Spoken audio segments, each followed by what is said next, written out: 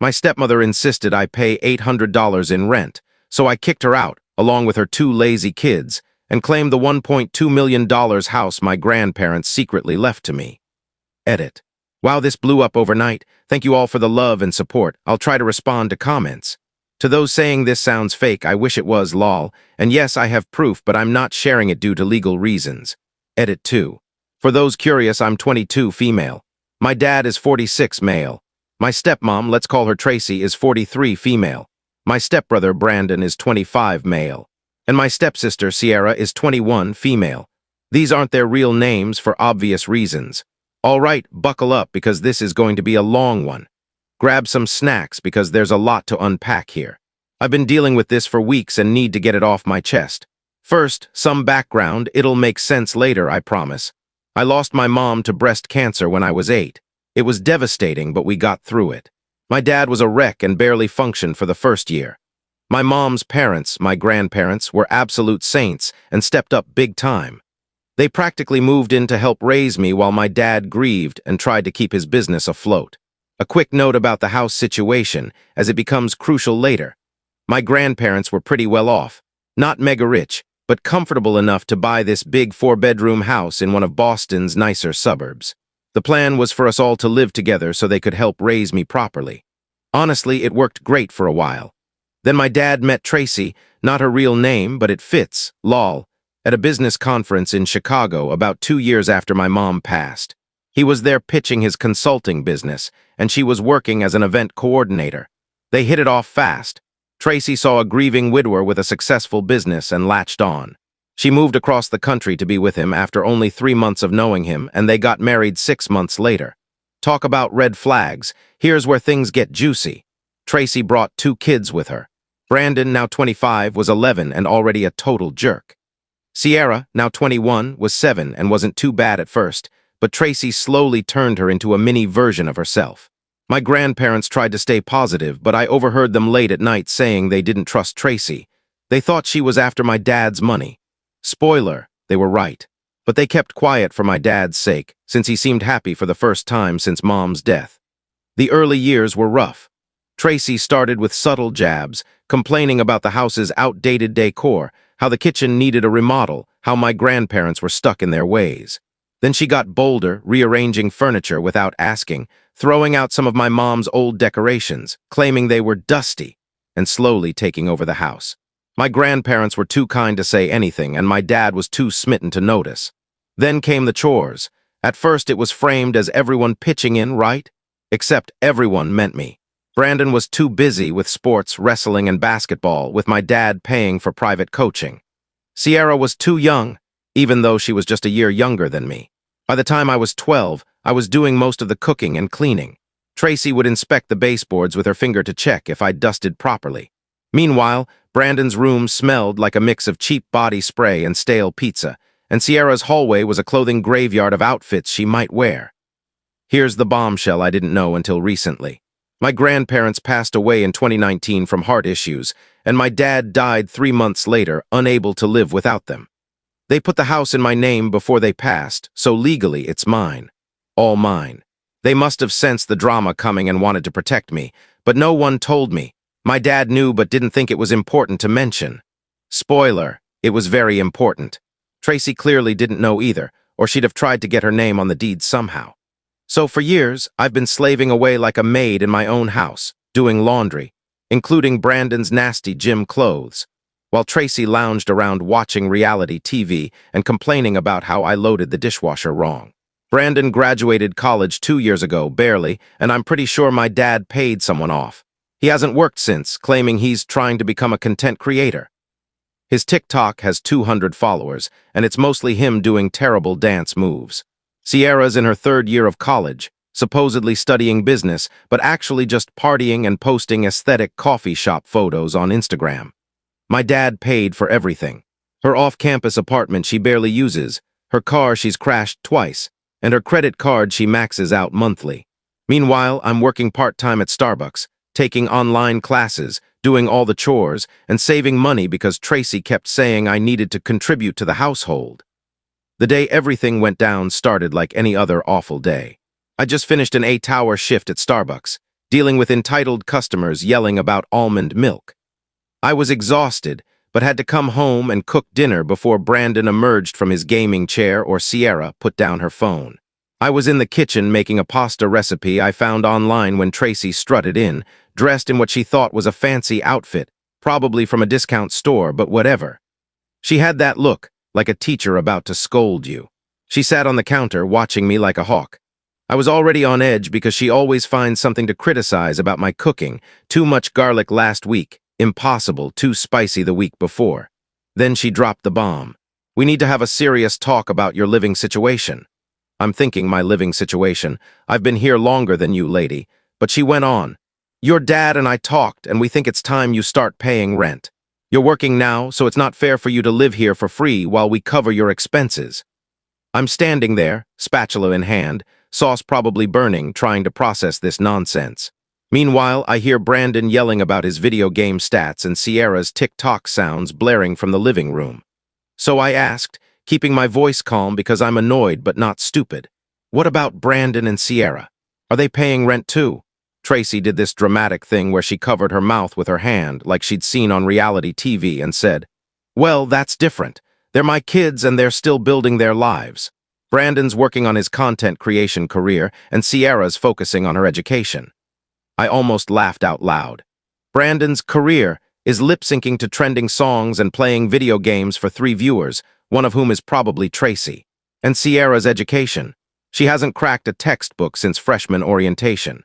Then Tracy laid out her reasonable rent terms, $800 a month in this economy, plus utilities, and I'd still have to do all the chores.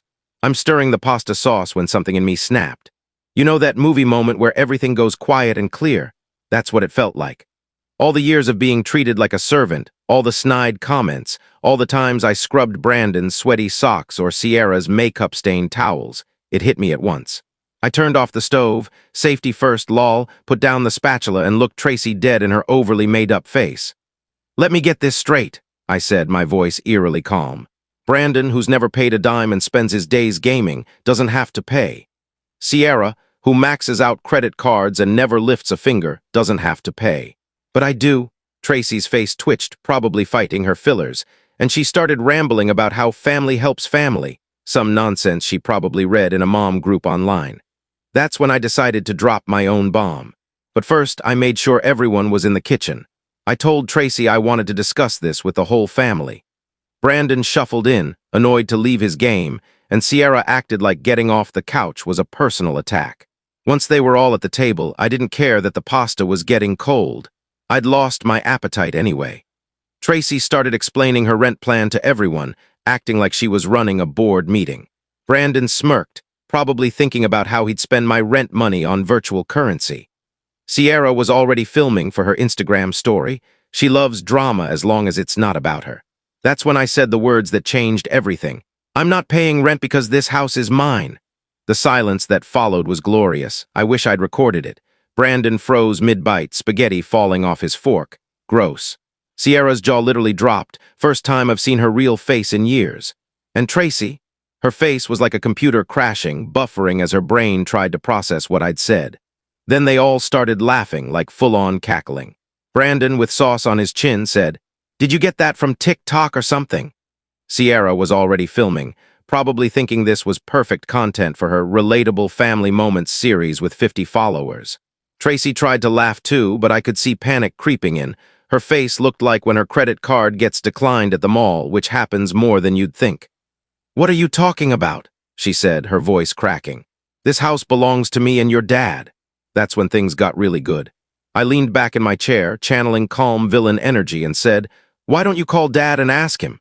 Tracy's fake nails clicked on her phone screen so fast I thought she'd break it. I kinda hoped she would. She put it on speaker, because she loves an audience when she thinks she's winning, and called my dad. He picked up after a few rings, sounding exhausted, probably from working while his stepson built his brand. Tracy's voice was all sweet, like she was trying to charm a hotel clerk. "Lucy's saying some weird stuff about the house like it's hers. That's not true, right?" The silence that followed was chef's kiss. You could practically hear my dad's jaw clench. He does that when he's uncomfortable around Tracy. Then he finally said, "Well, actually, my parents put the house in Lucy's name before they passed." Boom. Tracy's face went through more colors than a mood ring. Red, white, then this weird greenish tint I've never seen on a human. "What do you mean they put it in her name?" she practically screamed. "When were you going to tell me?" My dad, in classic dad fashion, said quietly. "I didn't think it was important." "Not important." Tracy was pacing now, her heels clicking on the floor. "You didn't think it was important to tell me your teenage daughter owns our house?" She hung up on him mid-sentence, slamming her phone on the table so hard I thought it'd crack. I hoped it would. Brandon wasn't laughing anymore. He looked pale, realizing the gaming setup he told me to stay away from was in my house. Sierra was still filming, but her face looked like a deer caught in headlights. I could almost see her TikTok drafts crumbling. Tracy was breathing like she'd just run a marathon in her knockoff designer shoes, trying to stay calm but failing miserably. "This is obviously a misunderstanding," she said, her voice shaky. "Of course you don't have to pay rent, Lucy. Let's just forget this conversation happened." But I wasn't about to forget. I was done ignoring the years of nonsense they put me through, done with them living rent-free in my house while treating me like a servant. So I smiled and said, "Oh, we're definitely not forgetting this conversation. In fact," I paused for dramatic effect because I learned from the best. "I think it's time we had a serious talk about your living situation."